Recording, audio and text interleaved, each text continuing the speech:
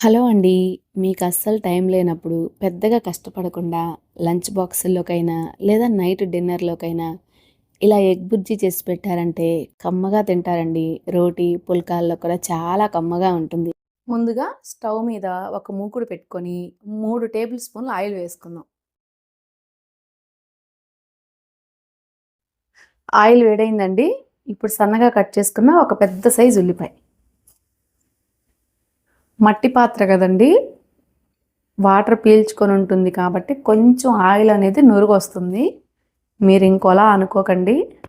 ఇది కొత్త పాత్ర అండి. ఇప్పటిదాకా వాటర్‌లో ఉంది గదా! అందువల్ల అలా వస్తుంది. ఇప్పుడు ఉల్లిపాయలు రంగు మారేంత వరకు వేపుకుందాం. ఉల్లిపాయలు ఇలా రంగు మారితే సరిపోతుందండి.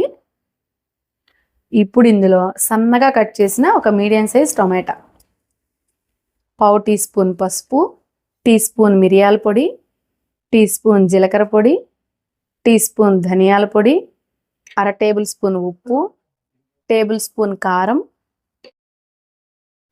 ఇలా కలుపుకున్నాం కదండి. ఒక 2 నిమిషాల పాటు టొమాటాలని మగ్గించుకుందాం. చూసారు కదండి, టొమాటాలు మగ్గి ఆయిల్ ఇలా పైకొచ్చింది కదా. ఇప్పుడు ఇందులో ఒక 4 పచ్చిమిర్చి చీలికలు, 6 కోడిగుడ్లను కూడా వేసుకుందాం. ఇప్పుడు స్టవ్ని మీడియం ఫ్లేమ్లో పెట్టుకొని ఇలా కలుపుకుంటూ ఫ్రై చేసుకుందాం. మనం ఇలా కలుపుకుంటూ ఫ్రై చేసుకుంటే మనకి పొరుటు అనేది చిన్న చిన్న ముక్కలుగా వస్తుంది. అన్నంలో కూడా చక్కగా కలుస్తుందండి. కాబట్టి ఇలా కలుపుతూ ఉండాలి. చూసారు కదండి, ఎగ్ పొరుటు అయితే రెడీ అయిపోయింది. చూడండి ఎంత పొడి పొడిలాడుతూ ఎంత బాగా వచ్చిందో. ఇప్పుడు ఇందులో మనం కొద్దిగా కొత్తిమీర తరుగు వేసుకుందాం ఫైనల్గా. ఇంతేనండి. మీకు అస్సలు టైం లేనప్పుడు సింపుల్గా ఇలా చేసి పెట్టండి.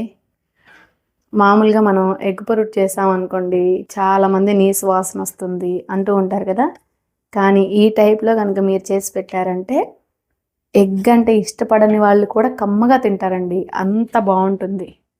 చూడండి, రైస్లోకే కాదండి, పుల్కా రోటీల్లో కూడా చాలా కమ్మగా ఉంటుంది. మరి మీరు కూడా నేను చేసిన పద్ధతిలో ఒకసారి చేసి అది ఎలా వచ్చిందో కామెంట్ సెక్షన్లో చెప్పండి.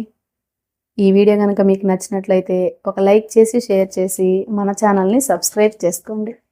మళ్ళీ రేపు ఒక మంచి రెసిపీతో మీ ముందుకు వస్తాను. Thank you.